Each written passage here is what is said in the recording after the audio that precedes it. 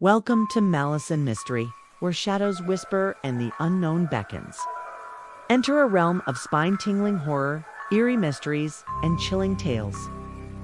From real-life paranormal encounters to unsolved enigmas and bone-chilling urban legends, we bring you the darkest stories from the depths of the unknown.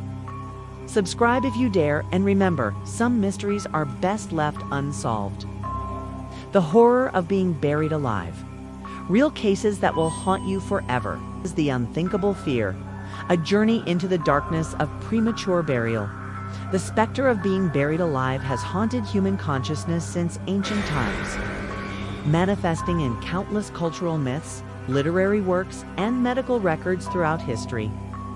This primal fear transcends mere mortality concerns, striking at the very core of our understanding of death and consciousness. Unlike other forms of demise, premature burial represents a unique intersection of life and death, a living nightmare where awareness persists while the body lies entombed beneath earth and stone. The psychological terror of such an experience defies comprehension. The suffocating darkness, the overwhelming sense of helplessness, and the knowledge that one's final moments will be spent in complete isolation. Historical accounts of premature burial have been documented across various civilizations, with particularly notable cases emerging during the 18th and 19th centuries. These periods saw numerous reports of individuals awakening in their coffins or exhibiting signs of life after burial, leading to widespread public hysteria and the development of elaborate safety measures. Medical science of the time was often inadequate in determining actual death, relying primarily on basic observations of breathing and heartbeat, which could easily be mistaken in cases of catalepsy, comas, or other conditions that mimicked death. The cultural impact of these fears manifested in peculiar ways throughout society.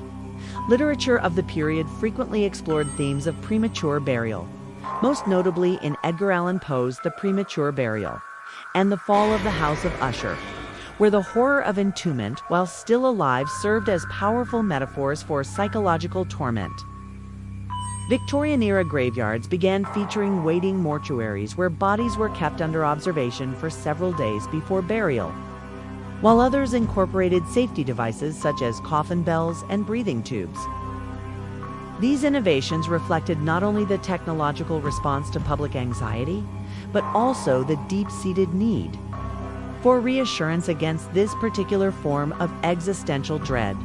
Perhaps most disturbing are the documented cases where survivors emerged from their premature burials, their testimonies painting harrowing pictures of consciousness returning in the cold embrace of the grave. These rare but verified incidents fueled both scientific inquiry and public panic, leading to significant reforms in death verification protocols and burial practices. The fear of premature burial became so pervasive that it influenced everything from funeral customs to medical education, leaving an indelible mark on Western culture that continues to resonate in modern times. The case of Madame Blunden, a Victorian nightmare, one of the most extensively documented cases of premature burial, occurred in 1817 at Basingstoke, England, involving the tragic fate of Mrs. Eleanor Blunden. The wife of a prominent local businessman, Madame Blunden, had fallen victim to what appeared to be a severe case of food poisoning after consuming contaminated elderberry wine. Her condition rapidly deteriorated, marked by symptoms that included extreme lethargy, slowed respiration, and apparent unconsciousness.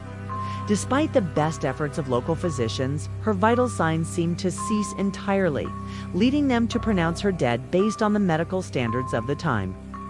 Following the customary 2-day waiting period, Madame Blunden was prepared for burial. However, the circumstances surrounding her death prompted unusual caution. Several witnesses, including her family physician, Dr. Howard, noted slight irregularities in her condition, subtle movements of the eyelids, and occasional twitching of the fingers, but these were dismissed as post-mortem muscle contractions. The decision to proceed with burial proved catastrophic when, approximately 36 hours after interment, cemetery workers reported hearing muffled sounds emanating from the freshly dug grave. When the coffin was exhumed, the scene inside revealed the horrifying truth of Madame Blunden's fate. Her hands bore deep scratches and bloodied marks where she had clawed at the coffin lid, while her face was pressed desperately against the viewing glass of her ornate casket. The lining of the coffin showed clear evidence of frantic attempts to escape, with fabric torn and displaced in multiple places. Most distressingly, her fingernails were broken and bloody, indicating prolonged struggle against her confinement. The official investigation, led by coroner Sir William Gall, uncovered critical details about the sequence of events. Through examination of the body and coffin, experts determined that Madame Blunden had likely regained consciousness approximately 12 to 14 hours after burial. The temperature readings from the coffin's interior suggested she had survived for several hours afterward, during which time she must have endured unimaginable terror. Toxicology reports later confirmed that her initial condition had been caused by a combination of belladonna contamination in the elderberry wine and a pre-existing heart condition, both of which could have created the appearance of death, while allowing for potential recovery. This case became a watershed moment in medical history, prompting immediate changes in death verification protocols. It led to the establishment of more rigorous criteria for determining death, including the introduction of stethoscopic monitoring and reflex testing. The tragedy of Madame Blunden also contributed to the development of early safety coffins equipped with air vents and signaling devices, marking a significant shift in how society approached the delicate boundary between life and death. Her story remains one of the most compelling arguments for the necessity of modern spent medical advancements in end-of life determination. The Philadelphia Horror. An American tragedy in the summer of 1810, Philadelphia was gripped by terror following the discovery of another devastating case of premature burial involving a young woman named Mary Nora Best, the 22-year-old daughter of a respected merchant family. Mary Nora had fallen ill with what was initially diagnosed as typhoid fever. During her illness, she experienced episodes of catatonia interspersed with brief periods of lucidity. A pattern that would prove tragically misleading to her attending physicians. On August 15th, after 3 weeks of fluctuating symptoms, Mary Nora entered what appeared to be a deep coma, her breathing becoming imperceptible and her pulse undetectable even with the rudimentary instruments available at the time. Despite some family members' reservations, particularly her mother's insistence that Mary Nora's color remained too healthy for death, the attending doctor pronounced her deceased. Its burial took place 2 days later, following the standard practice of quick interments in the sweltering Philadelphia summer heat. What made this case particularly shocking was the subsequent discovery exactly 5 days after the burial, when grave robbers broke into the family plot seeking valuables buried with the deceased. The scene they encountered defied description. Mary Nora's body was found twisted violently within the coffin, her arms bent at impossible angles as if she had tried to force her way out through the narrow viewing window above her face. The silk lining of the coffin was shredded, and deep gouges marred the polished mahogany interior. Most disturbingly, her mouth was filled with dirt and fragments of her own nightgown, suggesting she had attempted to scream or call for help.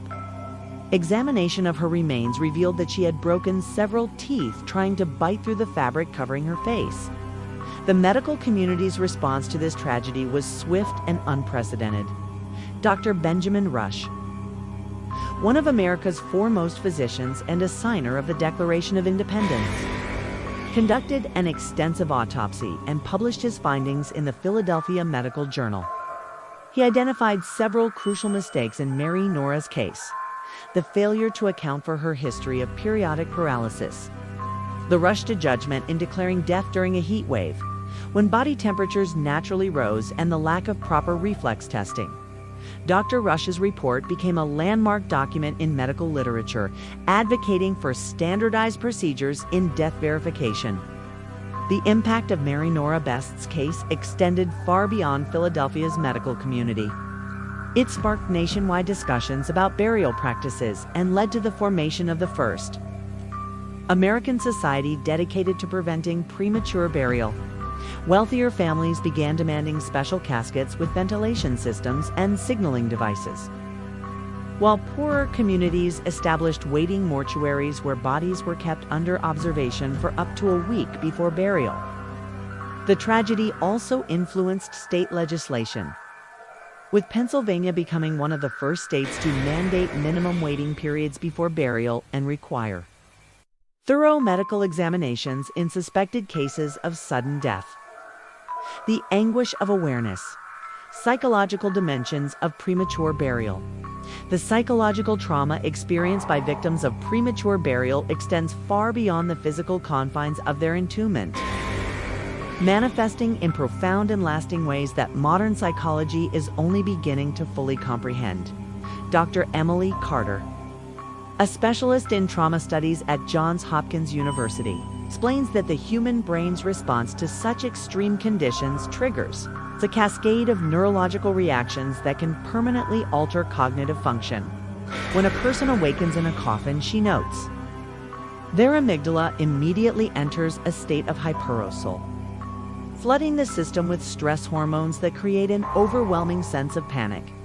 This physiological response is compounded by sensory deprivation, where the absence of light and sound creates a perfect storm for hallucinations and disorientation. The psychological aftermath for those who survive premature burial often manifests in complex PTSD, characterized by persistent flashbacks, severe claustrophobia, and chronic anxiety disorders. Dr. Michael Thompson, a psychologist specializing in near-death experiences, has studied several documented cases where survivors exhibited symptoms remarkably similar to combat veterans suffering from shell shock. These individuals experience what we call time distortion. He explains, where minutes feel like hours, and every breath becomes an eternity of terror. Many survivors report developing acute sensitivity to enclosed spaces, with some unable to tolerate elevators, airplanes, or even small rooms without experiencing panic attacks. The social implications of surviving premature burial can be equally devastating.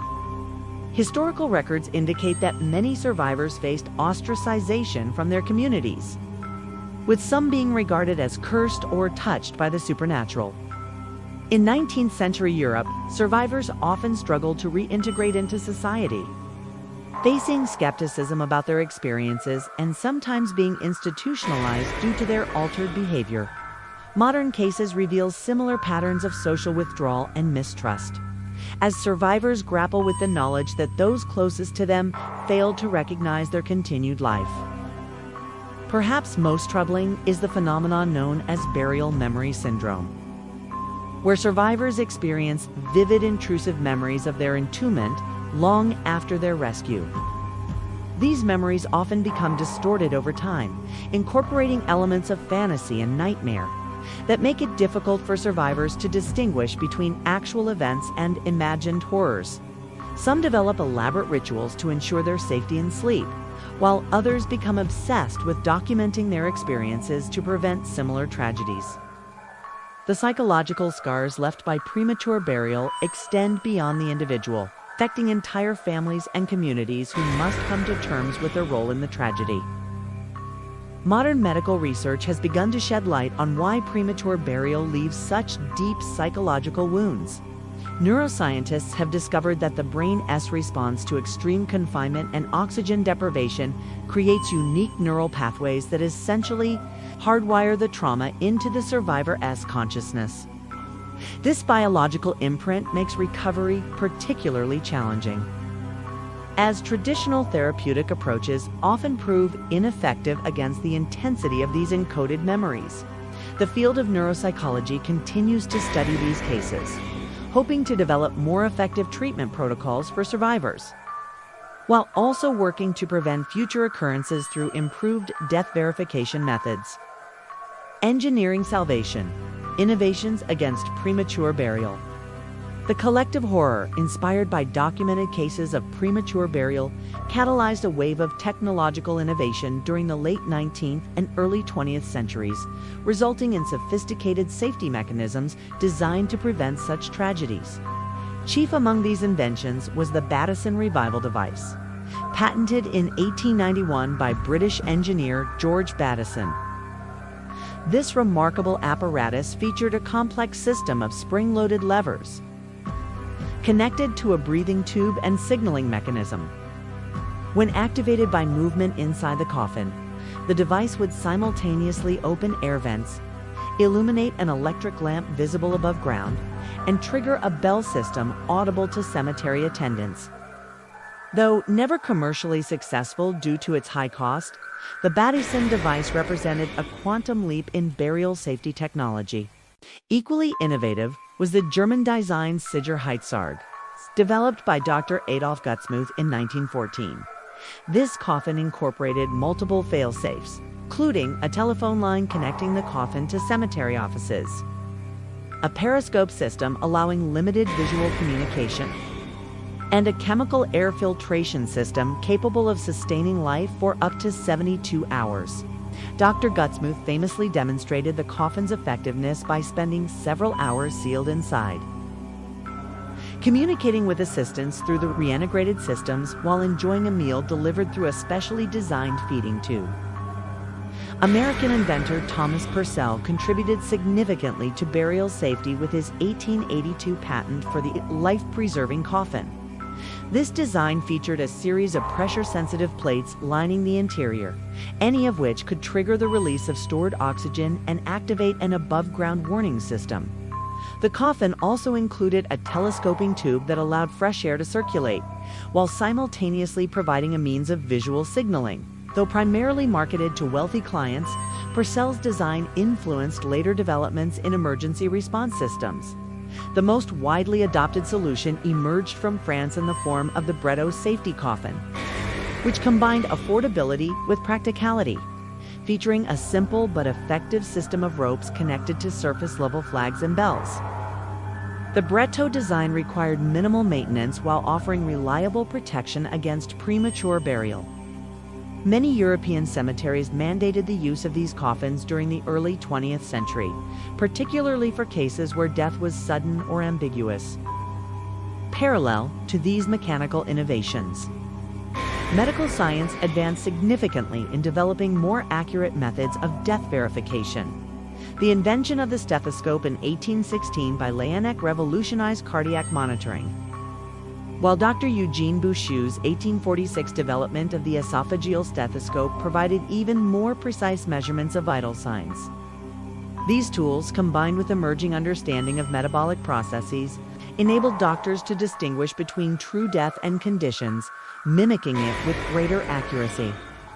The legacy of these innovations extends into modern times through contemporary safety protocols and technologies.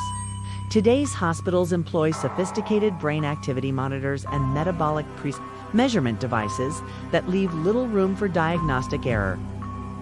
The historical fear of premature burial has evolved into a comprehensive approach to death verification that incorporates multiple layers of medical assessment, legal documentation, and technological safeguards.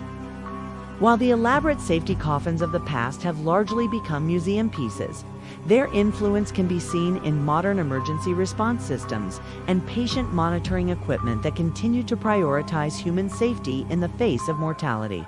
Echoes of the past, modern implications, and cultural resonance. The fear of premature burial, known as taphophobia, still haunts society today. Recognized as a psychological disorder, it affects thousands and often requires specialized therapy. Its prevalence is linked to media coverage of medical errors and advancements in resuscitation, highlighting ongoing anxiety about death verification. The entertainment industry taps into this fear with films like Buried and The Vanishing, portraying themes of entrapment and survival. Video games and virtual reality also explore these scenarios, allowing safe exploration of confinement and escape fears. Medical institutions have improved death verification protocols, requiring multiple confirmations before releasing bodies to funeral homes. Brain death criteria from the 1960s nearly eliminated misdiagnosed deaths, but historical fears still influence longer observation periods. This fear has also impacted debates on euthanasia and organ donation, leading to detailed legal frameworks for end-of-life decisions. These reflect ongoing concerns about the boundaries between life and death. In popular culture, premature burial symbolizes broader themes of entrapment and misidentification, resonating in workplace dramas and social media narratives. This shows our deep-rooted fear and the struggle to understand life and death in a complex world. Thank you for tuning in. I hope you found this video intriguing. If you did, please give it a thumbs up and share it with your friends. Don't forget to subscribe and tap the notification bell to stay updated with more mysterious tales. Until next time, keep your curiosity alive and stay cautious.